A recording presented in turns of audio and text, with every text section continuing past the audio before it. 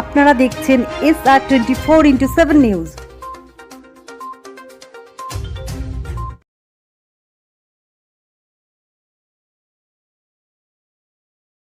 Tier 2 और tier 3 cities में ये ऑफिसेज बंद की गई हैं, जो सीधा इस देश के आम लोगों को सुविधा पहुंचाने के लिए जहां हमारी ऑफिसेज थी उनको बंद कर दिया गया। देश की माननीय फाइनेंस मिनिस्टर उन्होंने संसद के पटल पे ये कहा कि इस देश में इंश्योरेंस के पेनिट्रेशन को घर घर तक ले जाना इस सरकार का उद्देश्य है। ठीक इस सरकार के उद्देश्य আপনাদের সবাইকে ওয়েলকাম জানাই। আমার কমরেড সঞ্জয় দাস আপনাদেরকে ওয়েলকাম করেছেন।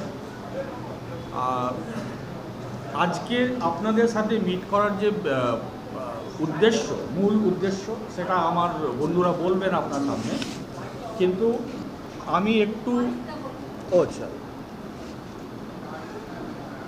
আপনাদেরকে একটু যে আমাদের যে ফান্ডামেন্টাল কিছু জায়গাগুলো আছে, বেসিক জায়গাগুলো আছে, সেটা একটু আপনাদের খুব শর্টে বলে দিতে চাইছি। আপনারা জানেন যে 1971 সালে 107টা প্রাইভেট কোম্পানিকে একসাথে মার্জ করে general insurance corporation of India এটা তৈরি করা হয়েছিল। আর তার 4টে সাবসিডিয়ারি ছিল: new India assurance company limited, united India national insurance company limited, যার হেড অফিস এখানে আছে, এখন মিডলটন স্ট্রিট, 3 মিডলটন স্ট্রিটে আছে, আর united India insurance company limited. তারপরে 1991-এ এলপিজি পলিসির পরে যে এখানেও কিছু রিফর্মসগুলো করা হলো। রিফর্মসের নামে প্রাইভেট সেক্টরকে চান্স দেওয়া হলো এখানে আসার। তার ফলে 2000-এ গিয়ে প্রাইভেট সেক্টর কিন্তু এখানে এন্ট্রি করলেন। আর 2002-তে গিয়ে আমাদের general insurance corporation of India থেকে আলাদা করে জিআইসি রি তৈরি করা হলো, ওনলি ন্যাশনালাইজড রি ইন্স্যুরার অফ ইন্ডিয়া। আর 4টে কোম্পানিকে আলাদা করে একদম পুরো ইন্ডিপেন্ডেন্ট কোম্পানি হিসেবে 2002-এ তৈরি করা আলাদা করে দেওয়া। 20-তে আত্মনির্ভর ভারতের নামে দেশের যে কেন্দ্রীয় সরকার, তারা একটা নিউ পাবলিক এন্টারপ্রাইজেস পলিসি নিয়ে চলে এলো। আর ওই নিউ পাবলিক এন্টারপ্রাইজেস পলিসি অনুযায়ী সব জায়গা থেকে তারা বেরিয়ে যাবেন, সবকটা প্রাইভেটাইজ করে দেবেন, আর কিছু স্ট্র্যাটেজিক সেক্টর যেটাতে বিমা আর ব্যাংককে রেখেছিলেন ওখানে বেয়ার মিনিমাম প্রেজেন্স তারা বললেন।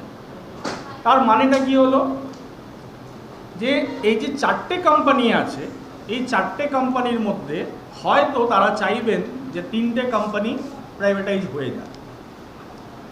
আর পরবর্তীকালে 2021 সালে যেটা দেখা গেল, ওনাদের কাজে কর্মে দেখা গেল যে এটা পরবর্তীকালে 2021 সালে এসে general insurance business nationalisation amendment act করলেন, যেখানে কিন্তু বলে দেয়া আছে যে কোনো সময় সরকার কিন্তু নিজের শেয়ারটা যে কোনো কোম্পানি থেকে 51% থেকে নিচে নিয়ে যেতে পারে, ক্যাপিটালটা, শেয়ার ক্যাপিটালটা।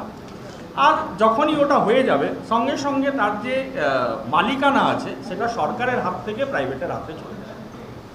में करीब 2 महीने, हमारे पास 1 महीना बचा है और ये अभी तक 70,000 करोड़ से ज़्यादा का बिजनेस ये इंडस्ट्री कर चुकी है। और जो समय है उसमें वी आर एक्सपेक्टिंग कि smoothly this industry, public sector general insurance industry will cross 85,000 crore.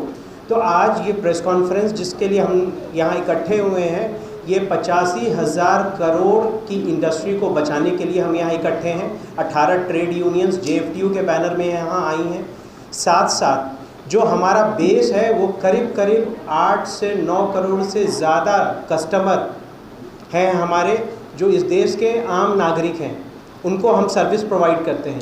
इस बैकग्राउंड के साथ अगर हम बात करें तो ये समझना हमारे लिए बहुत ज़रूरी है कि 2000 अगर पिछले एक दशक को हम देखें तो 2010-11 से लेकर 16-17 तक जो ये 4 पब्लिक सेक्टर कंपनीज़ हैं इंश्योरेंस सेक्टर की, लगातार प्रॉफिट कर रहे थे हम, और करीब हर साल हम गवर्नमेंट को 3,000 करोड़ से ज़्यादा डिविडेंड देते थे। अचानक से एक समय आया post 16-17, these public sector companies started doing losses. At this juncture we have to analyze कि आखिर 16-17 के बाद से ऐसी क्या परिस्थितियाँ बदल गई कि ये पब्लिक सेक्टर जो कल तक 3-3.5 करोड़ डिविडेंड पे कर रही थी सरकार को, अचानक से इन कंपनियों ने लॉस करना शुरू किया। जो public sector general insurance industry है बेसिकली उसके 3 मेजर स्टेक होल्डर हैं। एक हमारी सरकार DFS जो कि हम सो कॉल्ड ओनर हैं इस इंडस्ट्री के। दूसरा IRDAI इंश्योरेंस रेगुलेटरी बॉडी है, जिस तरीके से बैंक्स में RBI होती है उसी तरीके से इंश्योरेंस में IRDAI है। तीसरा इन पब्लिक सेक्टर कंपनीज़ की कॉरपोरेट मैनेजमेंट। तो पोस्ट 16-17 इस पूरी इंडस्ट्री में जो चेंजेस आए वो इन 3 स्टेक होल्डर्स की वजह से आए। गवर्नमेंट ने समय पे इन 4 कंपनियों में कई कंपनियों को समय से इनके CMDs को अपॉइंट नहीं किया गया, सालों सालों इन कंपनियों को बिना CMDs के रखा गया।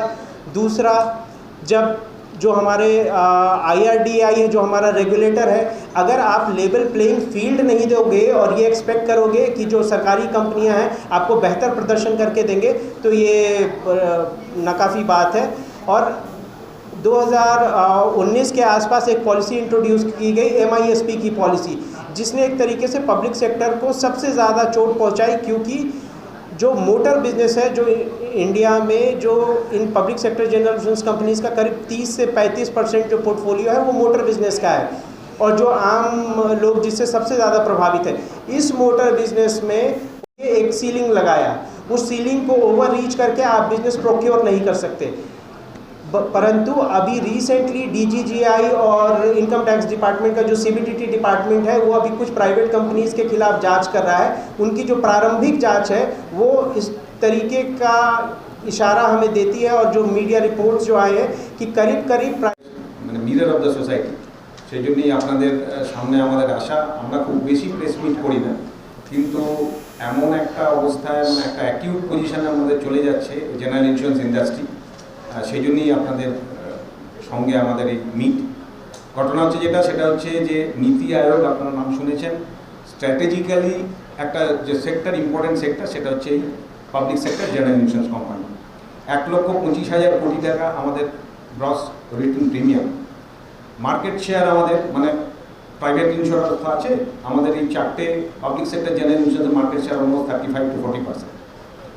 এই ব্যাপারগুলো আপনাদের এই জন্য বলা, আমি একদম মানে পয়েন্ট ওয়াইজ আপনাদের বলছি যে কারণটা হলো এই যে পাবলিক সেক্টর জেনারেল ইন্স্যুরেন্স সম্বন্ধে হয়তো আপনাদের সবার সম্যক ধারণা নেই বা সম্যক ধারণা এত ছোট মিটে সম্ভব নয়, কিন্তু আপনাদের এইটা জেনে রাখা দরকার যে আমরা একটা সোশ্যাল সার্ভিস করি। পাবলিক সেক্টরগুলো যেমন দেখবেন কোভিডের টাইমে আপনারা ব্যাংকিং সার্ভিস পেয়েছেন, যেমনভাবে আপনারা ইন্স্যুরেন্স সার্ভিস পেয়েছেন, সেরকমভাবে ধরুন আপনারা নিশ্চয়ই নাম শুনেছেন প্রধানমন্ত্রী ফসল বীমা যোজনা বা জন আরোগ্য PM জন আরোগ্য যোজনা, বা এরকমভাবে আপনার ধরুন বিমা PM সুরক্ষা বীমা যোজনা। এই যে যোজনাগুলো এগুলো কিন্তু সব লস মেকিং বিজনেস, কিন্তু আমাদের পৌঁছতে হবে সাধারণ লোকের কাছে, কমন পিপল আর ডিস্ট্রেস পিপল, তাদের কাছে পাবলিক সেক্টর পৌঁছবে। এটাই হচ্ছে গভর্নমেন্টের পলিসি। কিন্তু একদিক দিয়ে কি হচ্ছে, একদিক দিয়ে আমাদের ধরুন টায়ার 2 বা টায়ার 3 সিটিগুলোতে অফিসগুলোকে বন্ধ করে দেওয়া হচ্ছে, এদিকে মার্কেট পেনিট্রেশন, মানে একদম টোটালি একটা অ্যাপারেন্টলি অপোজিট জিনিস, অক্সিমোরন যাকে বলে, সেরকম অ্যাপারেন্টলি একটা অপোজিট জিনিসকে আমাদের উপর চাপিয়ে দেওয়া হচ্ছে।